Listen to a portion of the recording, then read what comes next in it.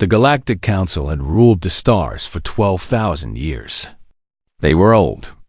They were powerful. They believed they knew everything about the universe. They were wrong. 847 species sat in the great halls of the council. Some were made of light. Some were made of stone. Some had no bodies at all and existed only as thoughts floating through space. They had arranged themselves in a perfect order. The smartest and oldest species sat at the top. The younger and simpler species sat at the bottom. Everyone knew their place. Everyone followed the rules. The Velith were the rulers. They were ancient beings made of living crystal. Light passed through their bodies and came out as rainbow colors. They had existed for millions of years. They had seen empires rise and fall. They believed nothing in the universe could surprise them anymore. Then the humans arrived. Admiral Park Do-yoon stood on the bridge of his ship. The ship was called the Eternal Dawn. It was not the biggest ship. It was not the fastest ship. But it was the first human ship to travel between the stars. Do-yoon was 53 years old. He had gray hair at his temples and deep lines around his eyes. Those lines came from years of war, years of loss, and years of hard decisions. He had been a soldier most of his life. He had fought in 3 wars on Earth before humans ever looked at the stars. He had also been a father once. His daughter had died in the resource wars when she was only 16. After that, Dawn stopped being afraid of anything. When you lose everything, fear becomes meaningless. His second in command was Kim Yuna. She was 38 years old with short, black hair and sharp eyes that missed nothing. She had been a fighter pilot before becoming an officer. She could fly anything and fight anyone. But right now, even she looked nervous. Thousands of lights appeared on their screens. Each light was an alien ship. Some were small. Some were bigger than cities. All of them were pointing weapons at the Eternal Dawn. Yuna took a slow breath. Her hands were steady on her controls, but Dawn could see the sweat on her forehead. "They are scanning us," Yuna said. "All of them." At the same time, Dawn nodded. He had expected this. "Let them look. We came here to talk, not to hide." The bridge was quiet. 20 crew members sat at their stations, doing their jobs. They were scared. Do-hyun could feel their fear like a cold wind. But they did not run. They did not panic. They were human. On Earth, humans had learned something important. When you are small and weak, you do not survive by running away. You survive by being smart. You survive by being brave. You survive by making the bigger creature think twice before attacking you. The scan results reached the council ships. The aliens studied the data. They looked at the human ship. They looked at human bodies. They looked at human technology. What they saw confused them. Humans were soft. They had no armor, no claws, no poison. Their bodies were fragile. A hard fall could break their bones. A small infection could kill them. They lived for less than 100 years. To the Velith, who lived for thousands of years, humans were like insects, brief, tiny, unimportant, but their technology made no sense. The council kept records of every species they had ever met. Every species followed the same pattern. It took at least 10,000 years to go from simple tools to faster than light travel. This was a universal law. This was how the universe worked. Humans had done it in 400 years. The Velith High Speaker was named Orvillus. He was the oldest of the Velith, more than 1,000,000 years old. His crystal body was pure and perfect. His mind was cold and logical. He had never felt surprise in his life. He felt it now. Orvillus broadcast a message to the human ship. His voice was like ice. "Identify yourselves, or we will destroy you." On the Eternal Dawn, the message appeared on every screen. The crew looked at Do-hyun. They waited for his order. Do-hyun smiled. It was a small smile, tired and sad. He thought about his daughter. He thought about Earth, the beautiful blue planet that humans had almost destroyed twice. He thought about all the wars, all the pain, all the death that had brought humanity to this moment. Then he opened a channel to speak. This is Admiral Park Do-hyun of the United Earth Coalition. We come in peace. We are looking for friends among the stars. We would like to join your council. Silence. Long, heavy silence. Every alien in the great halls of the council heard the message. They looked at each other. They could not believe what they were hearing. A species that barely lived 100 years.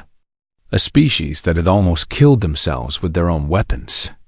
A species from a tiny planet around an ordinary star. This species wanted to sit with the rulers of the galaxy. Then, for the first time in 3,000 years, the Velith laughed. The sound was not like human laughter. It was like glass breaking, like ice cracking. It echoed through the halls. Other species joined in. The laughter spread like a wave.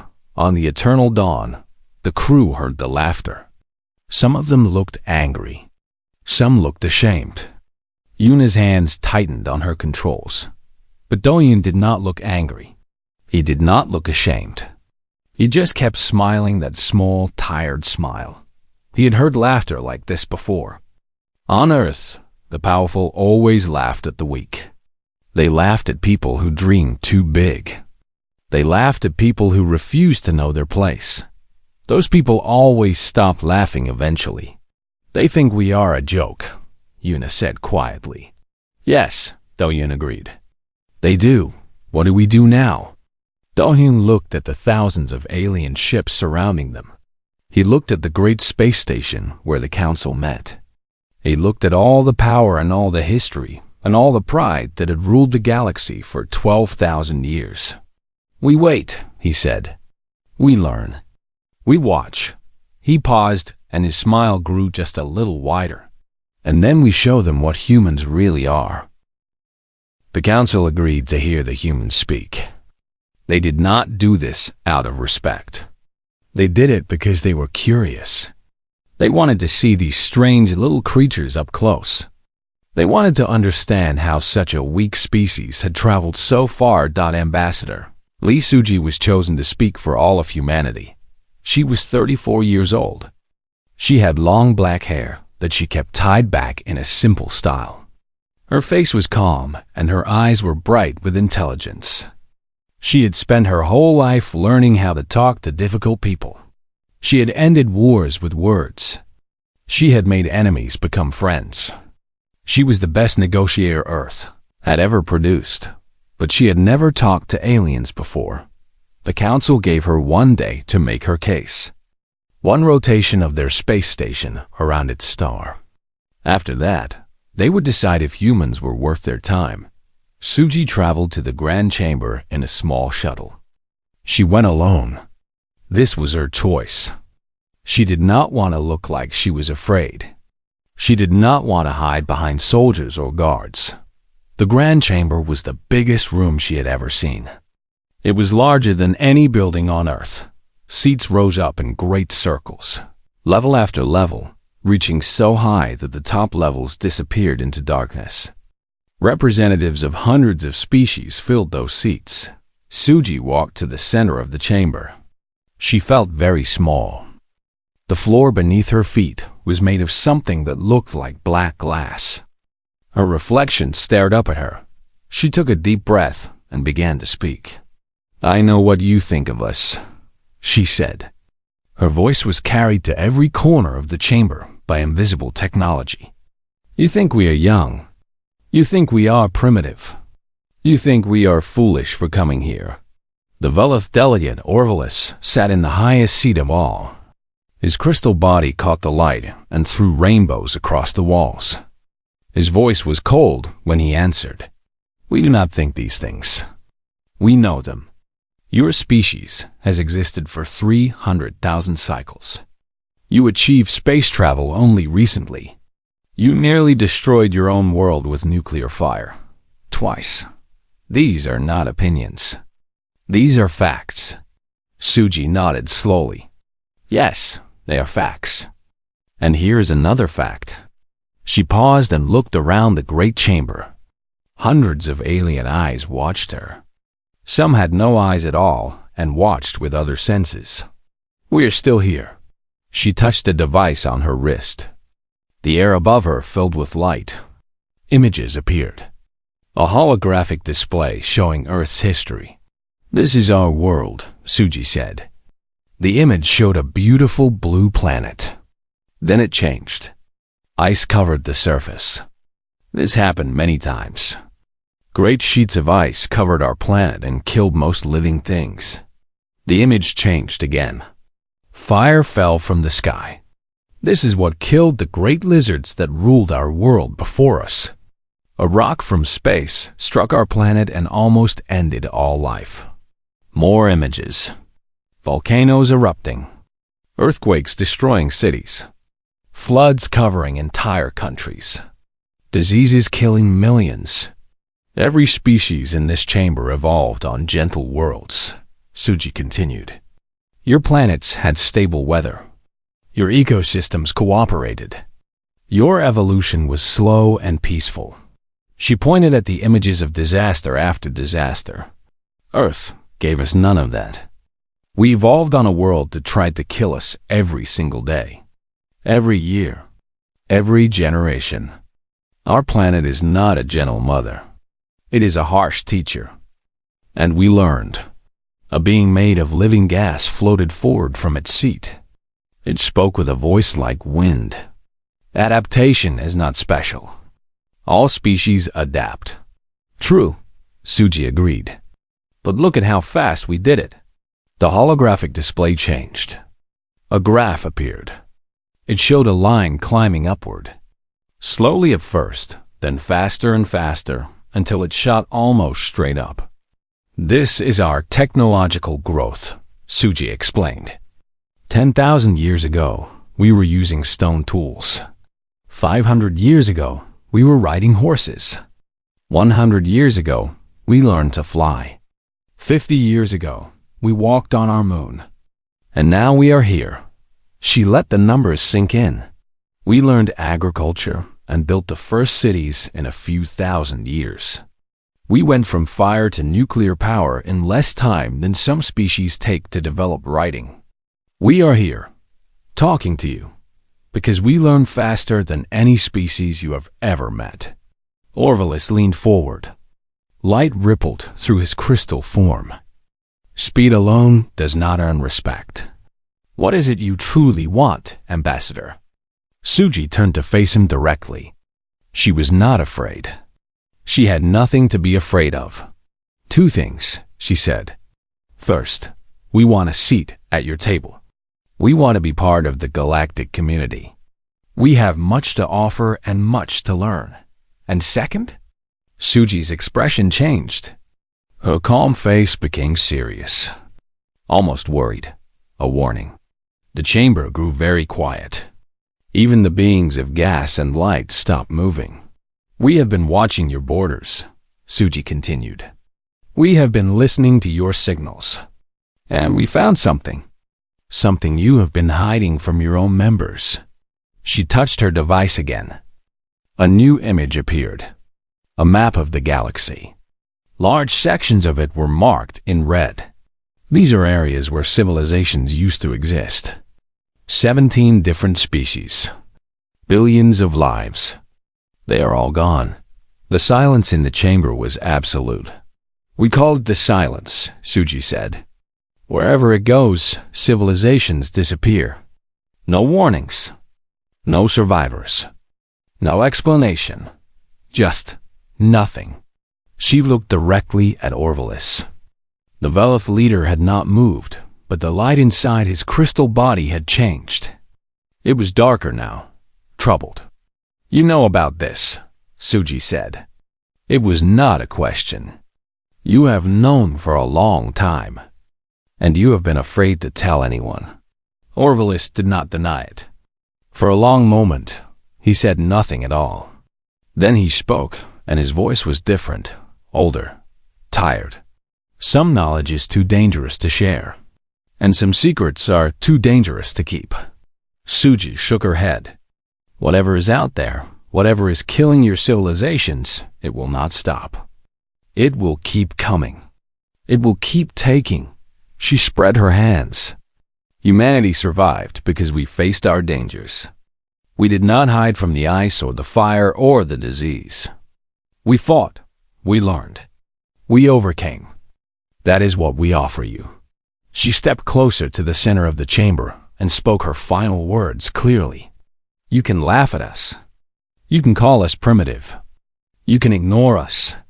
But the silence will not care how old or powerful you are. When it comes for you, you will meet friends who know how to survive. The chamber remained silent for a long time after she finished speaking. Then, slowly, the whispers began. 1,000 different languages filled the air. Arguments, questions, fears dot in his high seat. Orvilis watched the human woman standing alone in the center of his chamber. She was small. She was young. She would be dead in less than a century. But she was not afraid. And for the first time in a million years, Orvilis wondered if the Council had missed something important about the universe. The Council gave humanity the lowest status possible. They called it Provisional Observation Status. It meant that humans were allowed to watch but not speak. They were barely considered people. They were somewhere between guests and animals. Humanity accepted without complaint. They did not need respect.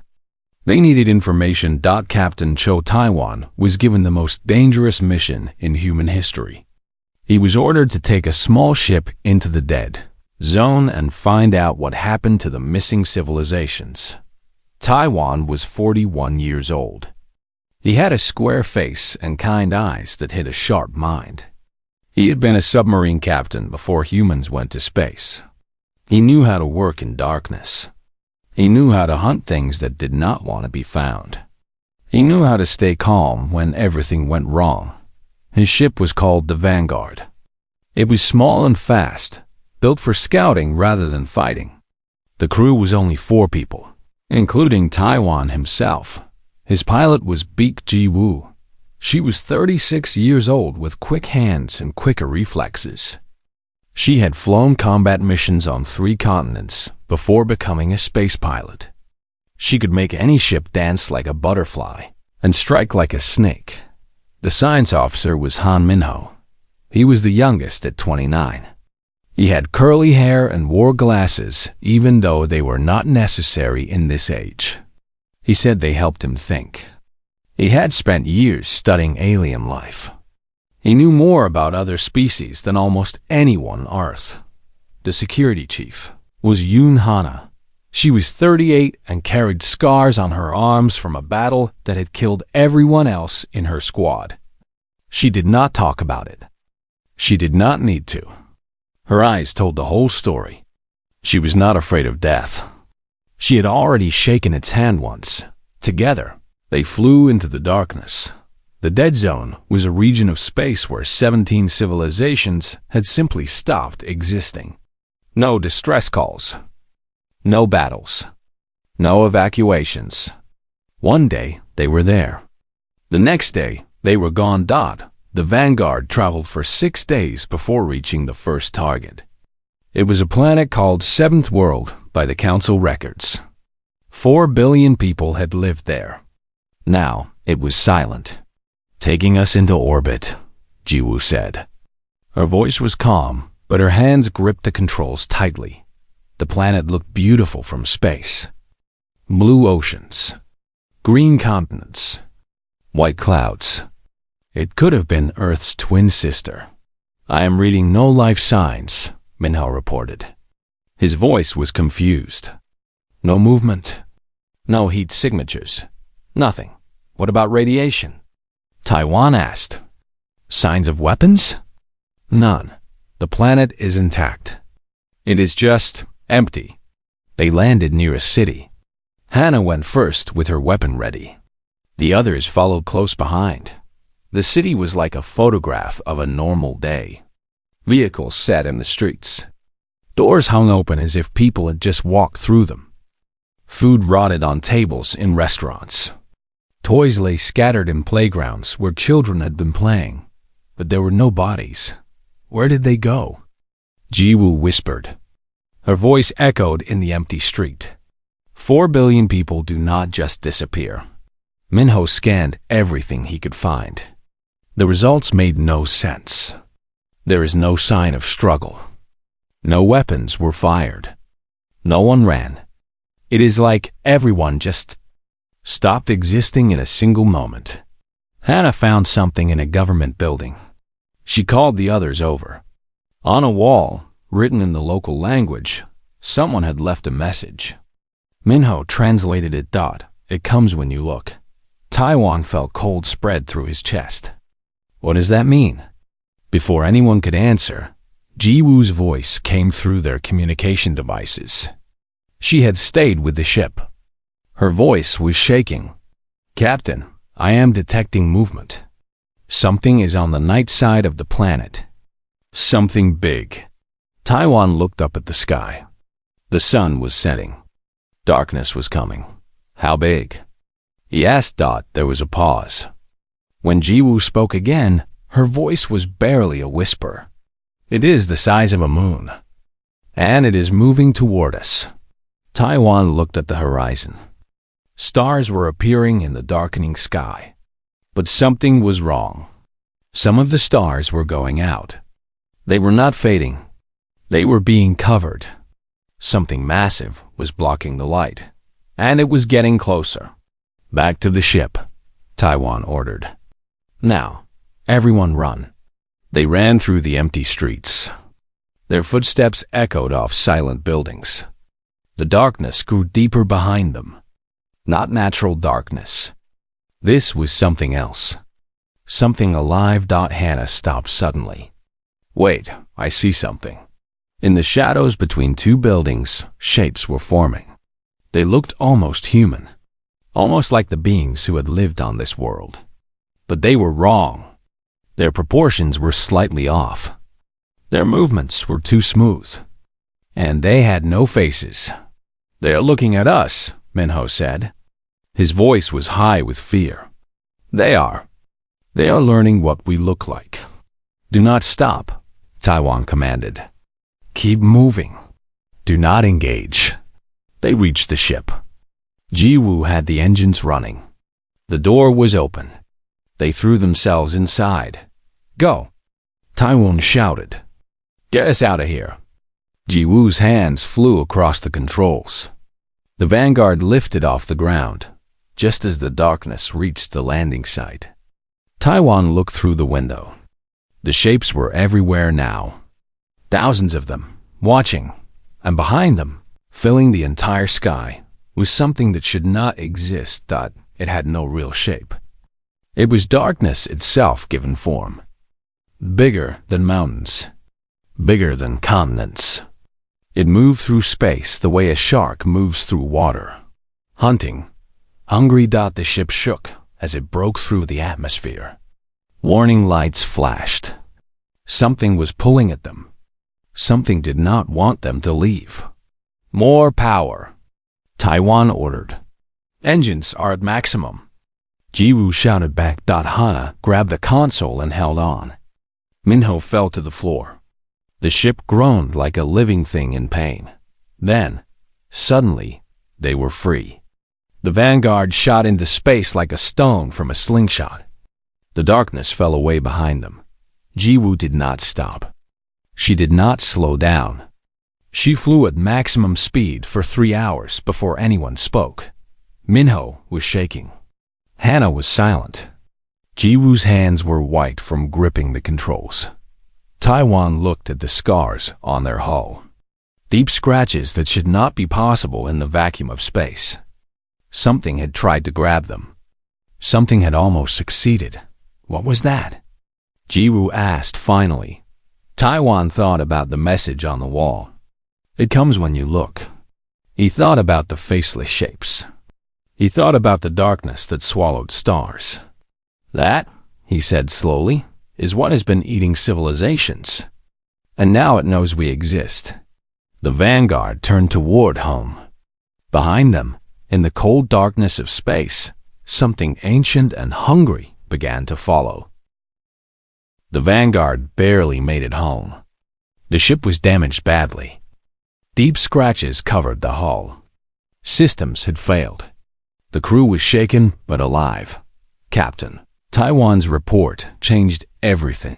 He stood before the council and told them what he had seen.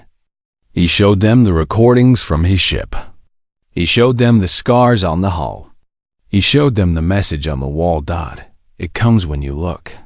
The council members watched in silence. For the first time, they could not hide their fear. This was not a rumor anymore.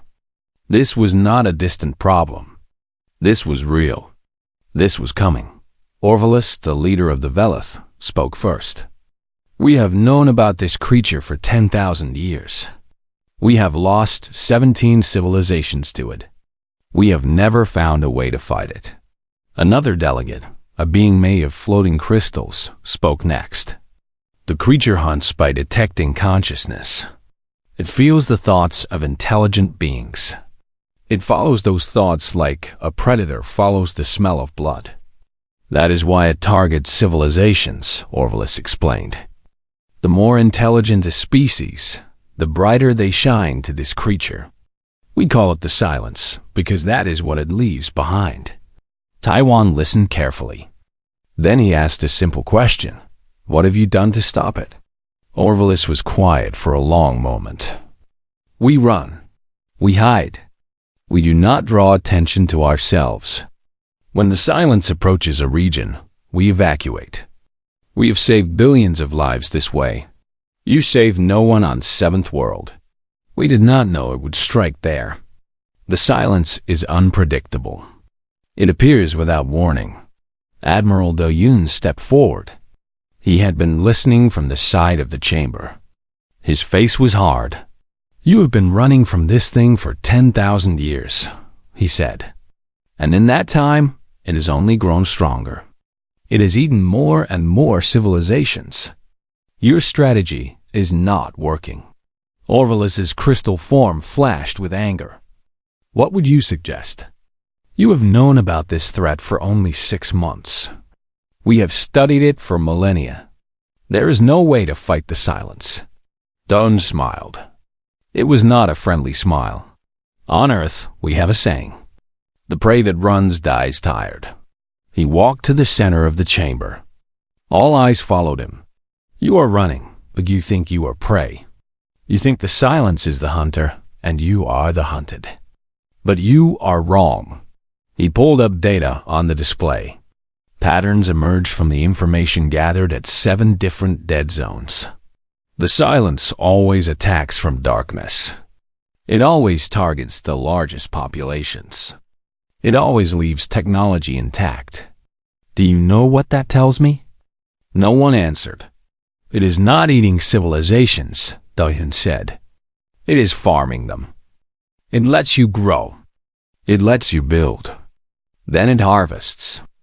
It wants you to run, because every time you run, you lead it somewhere new. You spread across the galaxy, trying to escape. And it follows, eating world after world. The chamber was silent. Many council members had never thought of it this way. You have been feeding this creature for 10,000 years, Do Yoon continued. Your fear makes you predictable. Your running makes you easy to catch. You are perfect prey. Orvilus's voice was sharp. And what are humans? You are younger than any species here. You are weaker than most. What makes you think you can do what we cannot? Do Yoon turned to face him directly. On Earth, we have a term for what we are. We call ourselves apex predators. It does not mean we are the strongest. It does not mean we are the fastest. It means we are the ones who never stop. When something hunts us, we hunt it back. When something kills our family, we track it down. We do not rest. We do not forget. We do not forgive. He paused. You have been hiding from this thing for millennia. We have known about it for 6 months, and we already have a plan." The chamber erupted in noise. Questions, arguments, disbelief. Do-hyun waited for silence before continuing. "Your scientists said the silence hunts by detecting consciousness. It feels thoughts. It follows the light of intelligent minds. That is why it targets civilizations and ignores empty planets." He nodded. "But it cannot see us." More noise. More confusion. Orville raised a crystal hand for silence. "Explain," he demanded. "Human minds are different from yours," Do-hyun said. "We evolved on a chaotic world. We faced hundreds of predators. Our brains developed a survival response. When we hunt, when we fight, we can turn off the noise. We call it the zone. Soldiers know it. Athletes know it. Hunters know it." He touched his head. "We can make our minds go quiet. We can think about nothing while we act. We can hide our consciousness even while we move and fight. Your species cannot do this. Your minds are too organized, too logical, too consistent. The silence can always see you coming." Understanding began to spread through the chamber. "We tested this," Do-hyun continued. "Captain Taiwan and his crew were the first humans the silence ever encountered. It noticed them only when they saw it. And even then, it had trouble tracking them. That is why they escaped when 17 civilizations could not." He looked around the chamber at the representatives of hundreds of species. "You cannot hide from the silence. You cannot run from it. You cannot fight it because it always sees you coming. But we can get close. We can strike without warning. We are a ghost to it." Orville leaned forward. "What exactly are you proposing?" Do-hyun's smile returned. It was the smile of a predator that had finally found its prey. "We are going to hunt the silence. We are going to find its weakness. And we are going to kill it." The chamber exploded in chaos. Some delegates laughed. Some were angry. Some were afraid. But some, just a few, looked at the humans with something new in their eyes. Hope. Orville raised his hand again. The noise died down. "This is madness," he said. "No species has ever fought the silence and lived. No species like us has ever tried." Do-hyun stood tall. "Give us the ships. Give us the weapons. Give us the information you have gathered over 10,000 years. We will do the rest.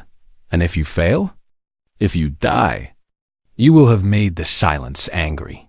It will come for us faster. It will destroy us all." Do-hyun shrugged. "Then you die fighting instead of running. At least that is a death worth having." Orville stared at the human for a long time. He had lived for 1,000,000 years. He had seen countless species come and go. He had watched the silence eat worlds. He had never met anyone like this. "Very well," he said finally. "You will have your chance. If you succeed, humanity will be remembered forever. If you fail, we will not fail," Do-hyun said simply. Preparations began immediately. The hunt was about to start. The operation was called Final Sunrise. 300 human ships gathered at the edge of the Void Corridor. This was the region where the silence had last been seen. It was dark here. The stars were thin and far apart. This was where civilizations came to die. Fleet Commander Shin Yoonji led the attack. She was 50 years old with silver streaks in her black hair. She had commanded fleets on Earth's oceans before humanity took to the stars. She had never lost a battle. She did not plan to start now. Every crew member on every ship had trained for months in a technique that no other species could learn. They called it going ghost. It meant making their minds quiet. It meant thinking about nothing while doing everything. It meant becoming invisible to the silence. The training was brutal. Many could not do it. Those who failed were sent home with honor. Those who succeeded became hunters. Lieutenant No Jiho sat at the sensor station on the flagship. He was 25 years old, the youngest officer in the fleet. His job was to find the silence before it found them. "Contact," he whispered. His voice was barely louder than his heartbeat. "It is here." The silence emerged from between dimensions. There was no warning. One moment the space ahead was empty. The next moment it was filled with darkness. The creature was impossible to describe. It had no clear shape. It was darkness given hunger. It was the end of light made into a living thing. It was bigger than a small moon. Stars disappeared when it passed in front of them. The human ships detected it on their instruments, but they felt nothing from it. No fear, no pressure, nothing, because their minds were ghost. The silence drifted through space. It could sense that something was wrong. Technology was nearby, ships, engines, power sources. It could feel all of these things. But where were the minds? Where was the light of conscious thought? For the first time in its existence spanning billions of years, the silence was confused. "It cannot see us," Yunji breathed. Her voice was calm. Her mind was empty. All ships maintain mental discipline. Execute pattern Alpha. 300 ships began to move. They circled the silence like wolves circling a wounded animal. They spread out. They found positions. They prepared their weapons. The silence turned this way and that. It reached out with senses that had never failed before. It felt the ships. It felt the power. But the minds inside were flickering in and out of its perception. Now they were there. Now they were gone. Like shadows. Like ghosts. The creature had hunted for billions of years. It had eaten countless civilizations. Nothing had ever hidden from it. Nothing had ever confused it. Until now. "Fire," Yunji ordered. 300 ships unleashed their weapons at once. These were not normal weapons. Human scientists had worked day and night to create something new. Something that could hurt a creature that existed beyond normal space. Gravitational anchors locked onto the silence and pulled. Dimensional stabilizers forced it to stay in normal space. It could not fade away. It could not escape between dimensions. And then came the nightmare. Fuel. Every human ship broadcast a signal directly at the silence. The signal contained concentrated emotions. Every fear that humanity had ever felt. Every fury. Every survival instinct from 250,000 years of fighting to stay alive. Humans had faced ice ages and predators and disease. Humans had killed each other in terrible wars. Humans had looked into the darkness of space and refused to look away. All of that history, all of that fight, all of that rage, poured into the silence. The creature screamed. The sound was not a sound. It was a feeling that passed through every mind in the region. Even the human crews felt it. It was pain. It was surprise. It was fear. For the first time in its existence, the silence was afraid. It tried to run. The gravitational anchors held it in place. It tried to fade away. The dimensional stabilizers kept it solid. It was trapped. It was hurting. It was prey. But it was not dead yet. The silence struck back. Waves of darkness poured from its form. Ships that were touched by the darkness went silent. Crews vanished. The human fleet began to take losses. "We are losing ships," Jiho reported. His voice shook, but his mind stayed quiet. 20, 30, 40 ships gone. Unji's face was stone. "Continue the attack." All ships maintained focus. The battle raged. Humans died by the thousands. But they did not stop. They did not run. They kept fighting. Captain Cho Taiwan piloted a special ship called the Inevitable. It was small and fast, built for one purpose. His crew was with him. Jiwoo at the controls. Minho at the sensors, Hana at his side. "Are you ready?" Taiwan asked. "We volunteered for this," Jiwoo said. Her hands were steady on the controls. "Let us finish it." The inevitable dove toward the center of the silence. The darkness surrounded them. Shapes appeared outside the windows. Faceless things that watched and waited. Minho looked at his readings. "We are inside it. We are actually inside the creature. Find the core," Taiwan ordered. "Find its heart." They flew deeper into the darkness. The ship groaned and shook. Warning lights flashed everywhere. But they kept going. And then they found it. At the center of the silence was something that looked almost like a brain. A massive organ of living darkness. It pulsed with stolen light from billions of consumed minds. It was beautiful and horrible at the same time. "There," Taiwan said. "That is what we came for." Hannah looked at him. "It has been an honor, Captain. The honor was mine." Taiwan touched the control. The Inevitable's engine began to change. The ship carried a special weapon in its core. A contained singularity. A black hole that could be released with the push of a button. "For everyone it took," Taiwan said quietly. "For everyone it would have taken?" He pushed the button. The singularity exploded outward. Not an explosion of fire. An explosion of gravity. Space itself twisted and tore. The heart of the silence was pulled apart. From outside, the fleet watched. The silence convulsed. Its massive form cracked and shattered. Light poured from the wounds.